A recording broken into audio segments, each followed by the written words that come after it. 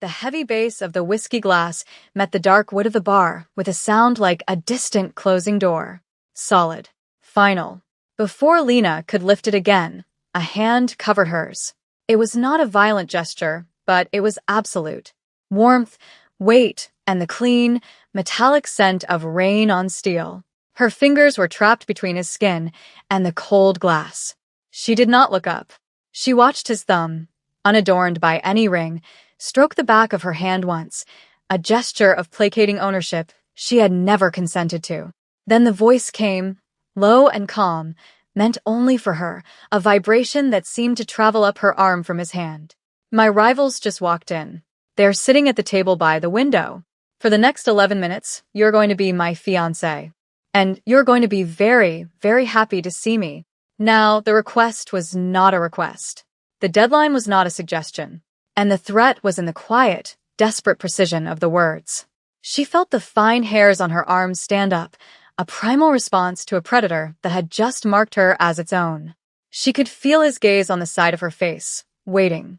Her world, which for the last year had consisted of the sterile quiet of the clinic, the scent of antiseptic, and the lonely hum of her apartment refrigerator, had just been breached. You know that feeling, don't you? The one where the floor vanishes and you have to decide, in the space of a single heartbeat, whether to fall or to fly. Lena had been falling for a long time. She decided to try flying. Slowly, she lifted her head, letting her gaze travel from his perfectly creased trousers, up the line of a dark, tailored suit, to a face that was all sharp angles and exhausted control. He was handsome, but it was an incidental fact, like the grain in the wood of the bar. The thing that mattered was the look in his dark eyes. It was a look she recognized from the animals she treated, the ones caught in traps, the ones who knew the cost of every move. He was asking for a performance, but his eyes were begging for a truce. Lena tilted her head, a slow, deliberate motion. She let a small, tired smile touch her lips, a gesture she hadn't used authentically in months. It felt like stretching a muscle that had atrophied. "You're late," she said, her voice a low murmur that wouldn't carry past a shoulder. She slid her hand from under his, a reclaiming of territory, and laced her fingers with his instead. His hand tightened around hers, a fractional, involuntary response. Relief. She felt it pass through him like an electrical current. She had agreed. She had not screamed, or run, or made a scene that would get them both killed. He leaned in, his lips brushing the shell of her ear, the performance of intimacy, so convincing it made her stomach clench. "Thank you," he whispered, the words a raw exhalation of breath against her skin. Then his public voice returned, smooth as the whiskey in her glass, loud enough for the table by the window to hear. "I know, my girl. Forgive me." Business. He turned his head slightly, a calculated move to ensure he was seen, and his eyes met those of a man across the room. The man was older, with a face like a collapsed building, but his suit was just as expensive. He gave a slight, almost imperceptible nod. Acknowledgement. Minjun, the stranger holding her hand, nodded back, his smile never faltering. Lena felt like a prop, a shield made of flesh and bone. She was a beige dress and a black coat in a dimly lit bar, a woman whose name he didn't know, serving as a human Kevlar vest. She brought their joined hands to her lips and pressed a kiss to his knuckles, her eyes on his. It was a gesture of pure invention, a piece of a story she was writing in real time. His eyes widened slightly. Surprise. She was a better actor than he had anticipated. She was a better survivor. The man at the window looked away, turning back to his companion. The immediate danger had passed, but Lena knew, with the certainty of an animal sensing a storm, that this was not over. The 11 minutes were just the beginning. He did not let go of her hand. Not as he laid a thick fold of cash on the bar, enough to cover her drink 100 times over. Not as he guided her from the stool, his body a solid presence at her back. He moved with a liquid grace that spoke of years of navigating unseen threats.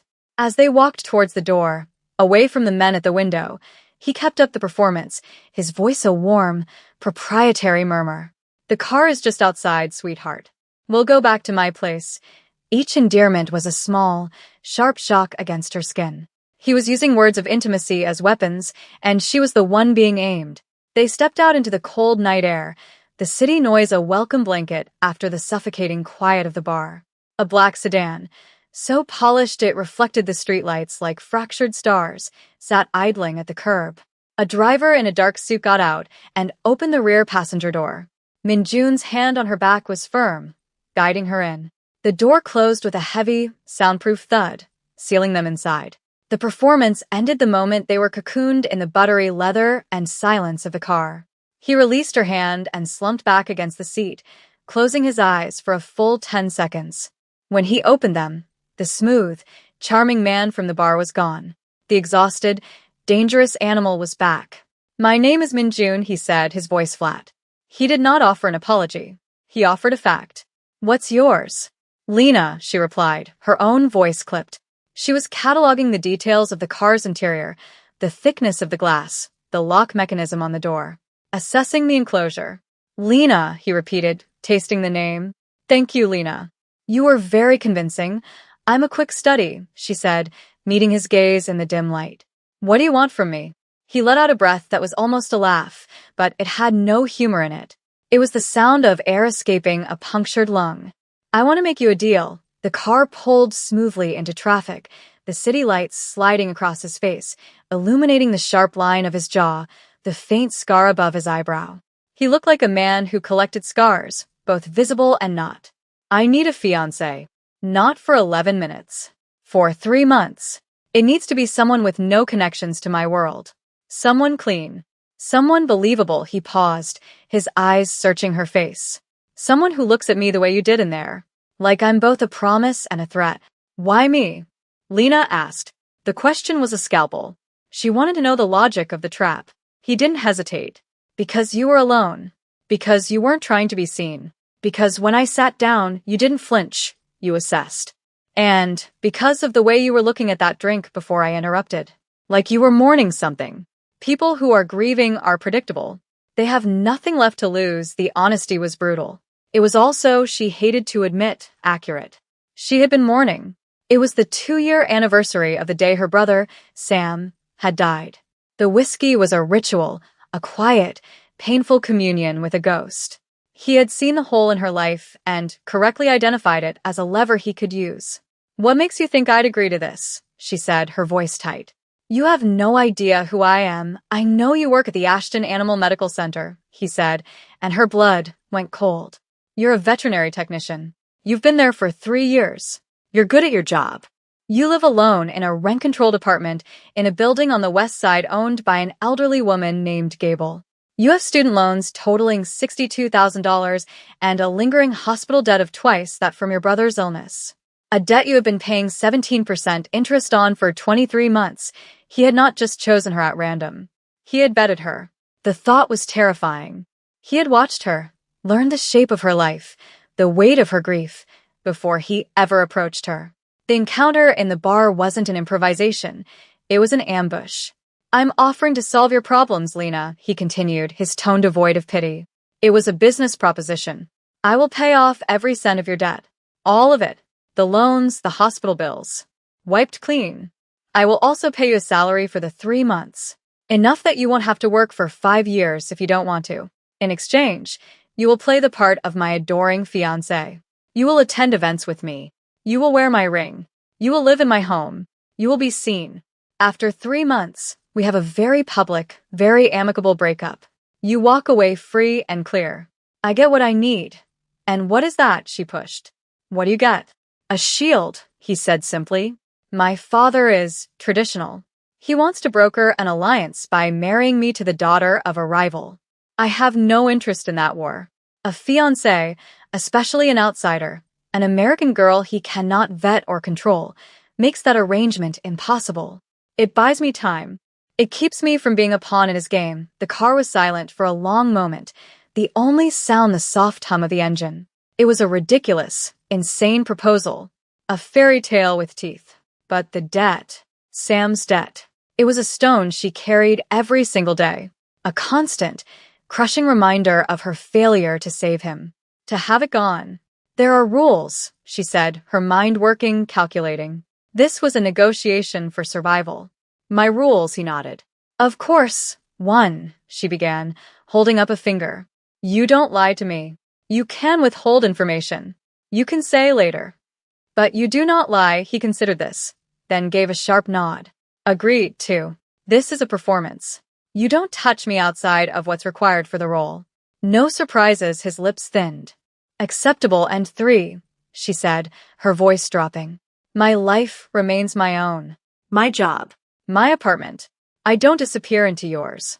I need a place to go back to when this is over. He was quiet for a long time.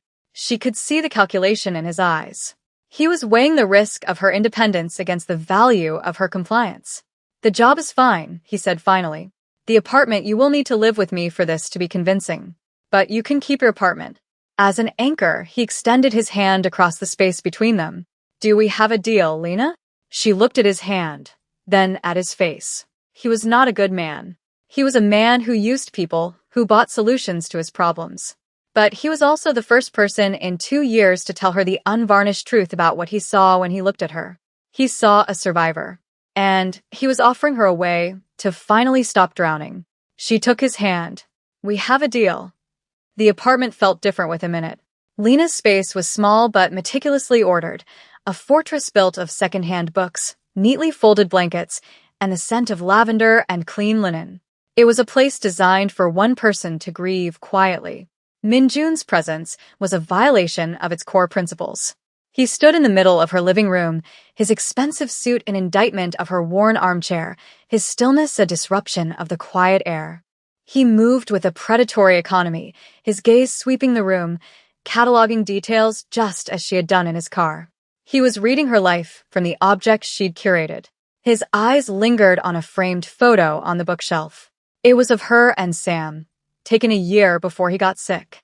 They were teenagers, all limbs and goofy grins, standing on a beach with the wind whipping their hair. Your brother? He asked. The question was soft. Yes, Lena said, her voice tight. She did not want to talk about Sam with him. Sam was hers. He was the part of her life that was not for sale, not part of their transaction. Minjun seemed to understand. He looked away from the photo, his focus shifting to a small, intricate ceramic pot on the windowsill that held a struggling succulent.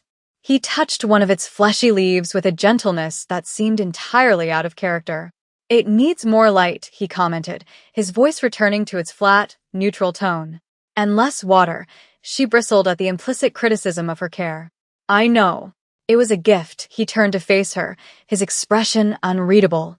The first payment will be in your account tomorrow. Enough to clear the hospital debt. The rest will follow once the paperwork is signed. He was all business again. The brief moment of shared humanity over the photograph and the plant sealed away. I'll have a car bring you to my penthouse in the morning. 7 o'clock. We need to establish a routine. Pack a bag for a few weeks. The efficiency was jarring. He was restructuring her entire existence with the casual authority of a man who moved mountains for a living. Before she could respond, a soft, polite knock sounded at her door. Lena froze. No one knocked on her door. Mrs. Gable, her landlady who lived downstairs, was the only person who ever came by unannounced, and she always called first. Mignonet's body shifted instantly. He moved away from the center of the room, placing himself in a corner with a clear line of sight to both the door and the window, a subtle, instinctive retreat into shadow. He was a creature of threat assessment. Are you expecting someone? He asked, his voice a low whisper. Lena shook her head, walking cautiously to the door and peering through the peephole. It was Mrs. Gable, her white hair pulled back in its customary neat bun, her hands holding a small plate covered in foil. Relief washed over Lena. It's just my landlady, she whispered back, unlocking the door. Mrs. Gable, is everything okay? She asked, opening the door just wide enough to speak through the crack. The elderly woman smiled, a sweet, crinkled expression. I made too much bulgogi, dear. I know it's your favorite. I thought you might.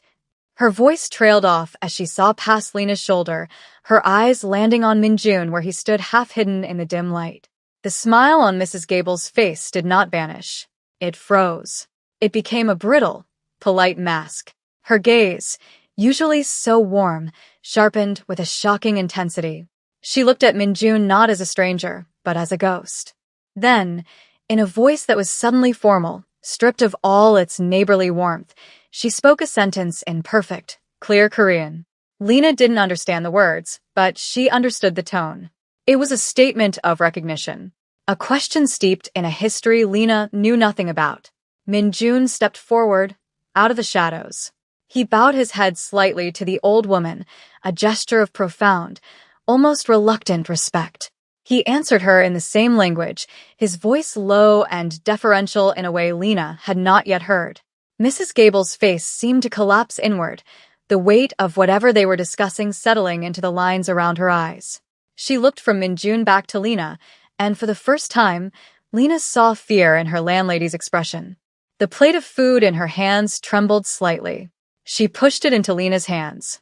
"Enjoy your dinner, dear," she said, her English returning, but it was strained, thin as old paper. Then she turned without another word and walked away, her footsteps quick and uneven on the stairs. Lena stood in the doorway, the warm plate in her hands, a profound sense of wrongness settling in her stomach. Her safe place, her fortress, had just been breached from the inside. Lena closed the door and turned to face him, the plate of food feeling impossibly heavy. The air in the small apartment was thick with unspoken history. "What was that?" she demanded. "Who is she to you?" Min-jun's face was a mask of careful neutrality, but she could see the tension in the set of his jaw. He had been thrown off balance. This was a variable he had not accounted for in his meticulous planning. "She knew my father," he said. The words clipped. "A long time ago." In Seoul, she looked terrified, Lena pressed, setting the plate down on her small kitchen counter. The smell of the warm beef and sesame oil, usually a comfort, was now nauseating. "What did she say to you?"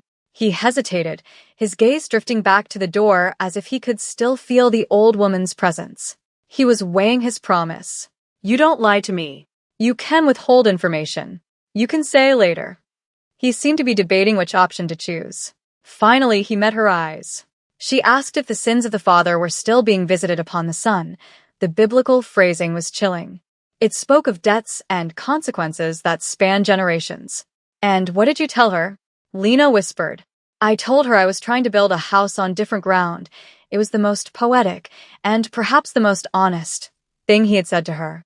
It was an admission that the ground his father had built on was poisoned."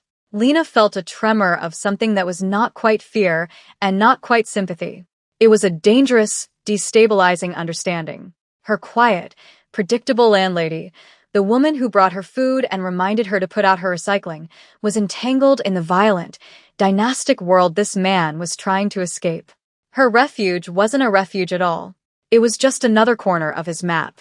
"This changes the deal," Lena said, her voice regaining its strength. "You brought your world to my door. The one place you agreed to leave alone. It was a coincidence," he stated, though his tone lacked conviction. "A 1 in a million chance. I had no idea she was here." "It doesn't matter," Lena shot back. "She knows you. She knows who you are.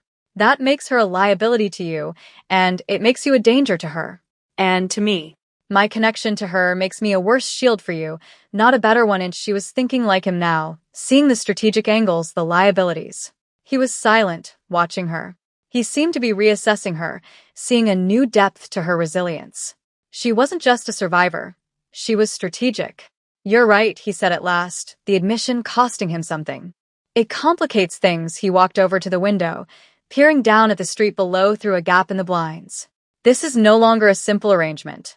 Her presence here, it could be interpreted in ways that might be unfortunate." The understatement was terrifying. He was talking about violence. He was talking about Mrs. Gable being seen as an ally, a piece on the board. "You have to leave," Lena said, the words coming out with more force than she intended. Now. "The car can come in the morning. But you can't be here." "Not anymore." He turned from the window, his face unreadable in the dim light. "They may already know I'm here." Leaving now could be more dangerous than staying. For the first time, Lena felt a surge of genuine, hot anger. "This is the cost you were talking about, isn't it? The part you said later, too. It wasn't just about attending parties. It was about this, about being a target. You were never supposed to be a target," he said, his voice low and intense. "You were supposed to be invisible, untouchable. The fact that your landlady is from my father's past is a complication I could never have foreseen." He took a step closer to her, his professional calm cracking just enough for her to see the frustration underneath. This deal was meant to protect us both. It's not protecting me, she countered, standing her ground. It's put a bullseye on the only person who has shown me any kindness since my brother died. The mention of Sam hung in the air between them, a raw nerve exposed. His expression softened fractionally. The exhausted man reappeared from behind the strategist. I will handle it, he said. I will ensure she is not harmed. You have my word, Lena let out a broken, humorless laugh. It was a sound that felt torn from her throat. Your word? The word of a man who researched my dead brother's hospital bills to use as leverage against me? What is that worth? The truth of her words hit him. She saw it land. He had no defense. There was no apology he could offer that would bridge the chasm of that particular violation. He had used her deepest wound to get what he wanted, and now he was offering assurances from that same poison well. The foundation of their deal, which she had thought was ugly but honest, was fractured. She realized he had withheld more than just information. He had withheld the true nature of the risk. The confrontation hung in the air, unresolved. He didn't leave. He stood by the window, a silent, brooding statue, occasionally glancing down at the street. The implicit threat was clear. Leaving was now more dangerous than staying. Her apartment, her sanctuary, had become a gilded cage, and he was the warden. Lena didn't sleep. She sat in the worn armchair, the one Sam had helped her carry up 3 flights of stairs, and watched him. She tracked his breathing, the way he held the tension in his shoulders. It was like observing a big cat in a small enclosure, a creature of immense power forced into a state of unnatural stillness. He was a problem she had to solve. At some point after midnight, she spoke into the silence. Tell me about your father. He turned from the window, his face etched with fatigue. He seemed surprised by the question, by her willingness to re-engage on a new front. He walked over and sat on the edge of her coffee table, a few feet from her chair, creating an island of negotiation in the middle of her living room. My father, he began, his voice low and stripped of all performance, believes in tradition. He believes in blood and iron. He built his organization on a foundation of fear and loyalty that are, to him, the same thing.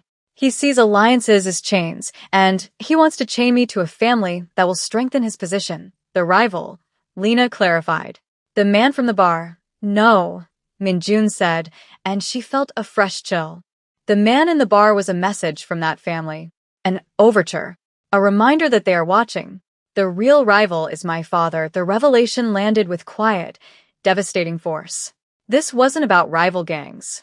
This was a civil war. A son trying to escape the orbit of a father who is more king than parent. He doesn't want an alliance, Minjun continued, his gaze distant. He wants a merger. He wants to absorb their power, and he wants to use my marriage as the mechanism. He thinks it will bind me to his way of life forever. And you? She asked. What do you want? He looked at her then, and for the first time, she saw something beyond the exhaustion and the control. She saw a flicker of a man she didn't know, a man who might have existed in a different life. I want out, he said. The words were simple, but they held the weight of a lifetime. I've spent my entire adult life cleaning up his messes, managing his wars, being the respectable face of an ugly business. I want a life that is safe. A life that is quiet. It was the same thing she wanted. The irony was bitter.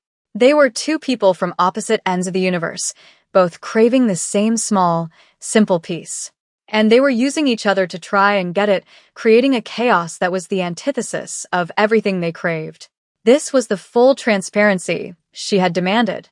The ugly truth laid bare. He wasn't just buying time. He was staging a rebellion. And he had made her the face of it. You chose me because I was grieving, she said, connecting the dots. You thought I would be compliant. You thought I wouldn't ask questions. You thought I was too broken to fight back. No, he said, and his intensity was startling. He leaned forward, his hands on his knees. I chose you because I recognized you. That stillness you have, it's not weakness. It's armor. It's the calm that comes after the worst thing has already happened. I knew you wouldn't break. I knew you would understand the stakes. I chose you because you are a survivor. Like me, his confession was the most intimate thing that had passed between them. He wasn't telling her she was beautiful or special. He was telling her he saw her damage and recognized it as a form of strength. It was an inverted comfort, a frightening and deeply resonant form of connection. He saw the part of her that she kept hidden from the world, the part forged in the fire of loss, and he had not been afraid of it. He had been drawn to it. The deal was no longer about money or debt. It had become something far more complicated. It was about two people with calcified hearts trying to leverage each other into a life where they might, finally, be able to feel something again. The next morning, the city woke up to a thin, determined drizzle. The gray light filled her apartment, muting the colors, making everything feel subdued and somber. They hadn't spoken again after his confession. He had eventually settled onto her small sofa, not sleeping, just resting in that state of watchful stillness. Lena had remained in her chair. It was a silent, overnight siege. A car, a different one from the night before, arrived at 7 o'clock sharp. There was no fanfare, just a quiet text message to his phone. He stood up, his suit rumpled, the first sign of imperfection she had seen on him. "It's time to go," he said. It wasn't a command. It was a statement of fact. She looked around her apartment, at the picture of Sam, at the struggling succulent, at the plate of cold bulgogi still sitting on the counter. It was all she had. A life she had carefully constructed from the wreckage of another one. He was asking her to walk away from it, to step into his world of penthouses and invisible wars, to continue a deal that had been founded on a lie of omission. He walked to the door and paused, his hand on the knob. He didn't look at her. "There's a plane ticket," he said, his voice low, directed at the wood of the door. "First class. To anywhere you want to go. A new name, a new passport. A bank account with enough money to start over completely. It's in an envelope in the glove compartment of the car. The driver will take you to the airport instead of my penthouse. You can walk out this door and never see me again. Your debt will still be cleared. Consider it payment for the inconvenience." He was giving her an out. A real one. No strings attached. It was the escape she should have dreamed of. Complete freedom. A clean slate. The chance to leave the ghosts of the city behind and become someone new, someone not defined by debt and loss. He was offering her a life that was safe. She thought about it. She pictured herself in a new city, a new apartment, with no history and no connections. The image should have been liberating. Instead, it felt like an amputation. It was the sterile, lonely quiet she already knew, just in a different location. The past year had been safe. It had also been hollow. In the last 12 hours, she had felt more than she had in the last 12 months. Fear, anger, a startling flicker of understanding. It wasn't pleasant, but it was real. For the first time since Sam died, someone had looked at her and seen not a fragile victim, but a fighter. He had seen her armor, and instead of trying to break it, he had told her he wore the same kind. She walked to the door and stood behind him. "And what happens to you?" she asked quietly. "If I leave?" He was silent for a moment. "I'll deal with my father," he said. The words were empty. They both knew that without her, his shield was gone. He would be forced into the marriage, absorbed into his father's world completely. His rebellion would be over. Lena thought of Mrs. Gable, of the fear in her eyes. She thought of the way Min-Jun had touched her dying plant with such unexpected gentleness. She thought of the exhaustion in his voice when he said the word out. "I'm not going to the airport," she said. He turned around slowly, his face a storm of conflicting emotions.